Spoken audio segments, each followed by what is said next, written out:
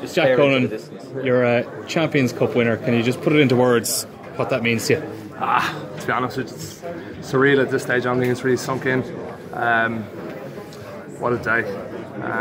May 12th, 2018. Honestly, it's something I'll never forget. To be a part of it and to come on and play my part and help out the lads and get the win was just boyhood dream.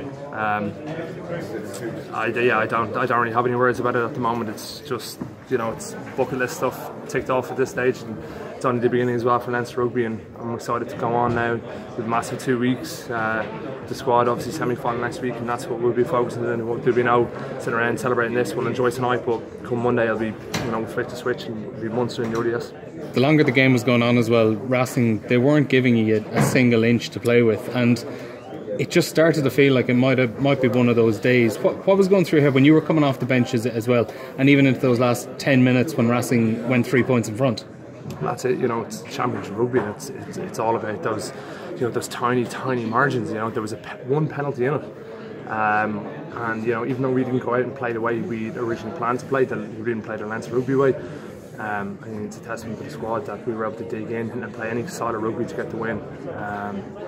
Extremely tough challenge today against a formidable side that had unbelievable ball carriers and strength up front to extremely skillful backs. I think we obviously in parts we got the bounce of the ball, which is great, and testament to Johnny and Issa to step up and knock over his kicks in high pressure moments. That's what it came down to today. And then in those last couple of minutes, just after Issa had put you in front, you still had to cling on for those few seconds with the clock in the red. And do you even remember what was going through your head when they were lining up that drop goal and as it floated wide? I remember being on, I was negative D1 beside the ruck, and the 9 passed it back to 10, and I just sprinted for my life, and I was nowhere near it, but I got up at the ground and I just looked back and I saw it going wide, and it was an unbelievable moment. And did you see it go wide straight away, or did it kind of take a second? It took me a second to find the ball, and then I saw that Rob was chasing after and it had gone dead, and I knew 80 minutes was up at that stage, so that was us. So yeah, incredible moments, incredible feeling. And an incredible result as well for some of the lads who are leaving, the likes of Jordy and Issa Nasewa, who's retiring his fourth medal. Yeah, it's great to send those lads off with this silverware.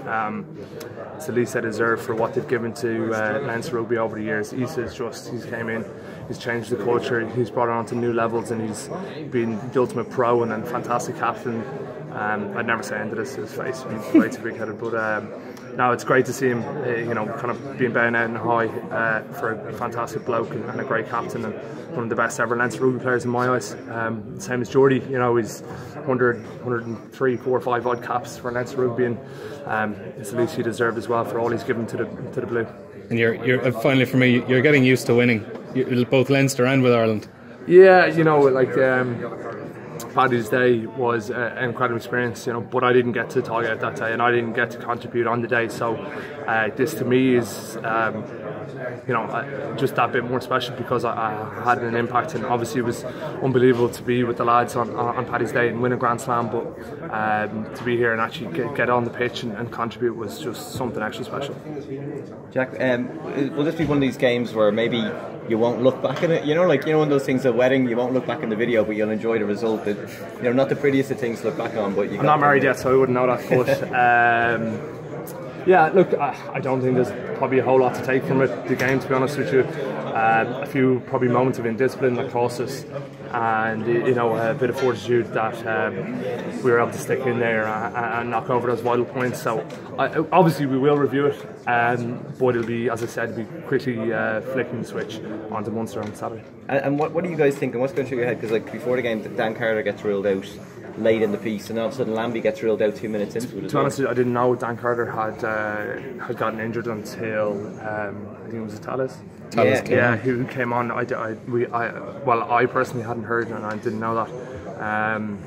obviously it's tough for them losing someone of such quality, and obviously Lambie starting to get injured within the first 5 minutes is extremely tough. But it's you know, credit to those lads who went about their business regardless, and I thought Talas was fantastic when he came on. So yeah, no, I don't think the job description for us changed too much, even though the personnel did change. And what happens then with the Racing boys? Do you get to meet up with them later, or did they drop into the dressing room after the game to chat to you? I had a few words with them outside. Obviously, Donnacha Ryan, out on the pitch. You know, I had a brief word with him, but you know, not a whole lot.